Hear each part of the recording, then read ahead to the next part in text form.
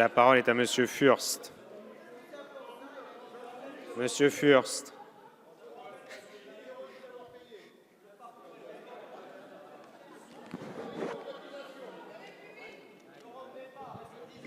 Bien, Monsieur le Président, d'abord, je voulais, Madame la Ministre, vous dire une chose.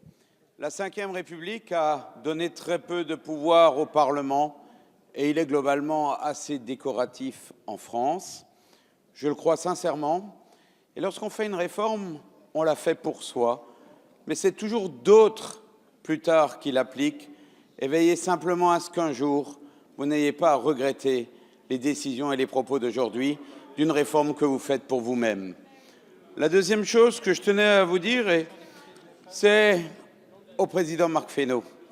Il nous a dit tout à l'heure, nous voulons appliquer les promesses électorales. Que n'avons-nous pas entendu sur la banque de la démocratie?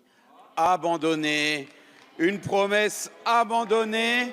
Merci de ces leçons de morale, chers collègues, mais derrière, il y a des réalités qui vous font mal. Et puis, Monsieur le Président, je tenais à intervenir sur une chose ce soir. Simplement, vous avez dit, Madame la Ministre, vous avez cité l'article 24 de la Constitution en disant les missions du Parlement et des parlementaires. C'est vrai, mais la pratique en ouvre d'autres.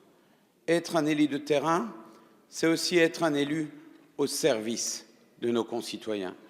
Moi, je suis fier, dans le mandat écoulé, d'avoir ouvert 750 dossiers d'aide à des concitoyens. Être élu dans une circonscription à taille humaine, c'est être un recours. C'est parfois être un secours pour avoir une place en maison de retraite, pour avoir un logement, pour avoir un emploi, pour répondre à une administration qui est humaine. C'est ça un élu de terrain dans une circonscription à taille inhumaine. 120 000 habitants, c'est déjà beaucoup.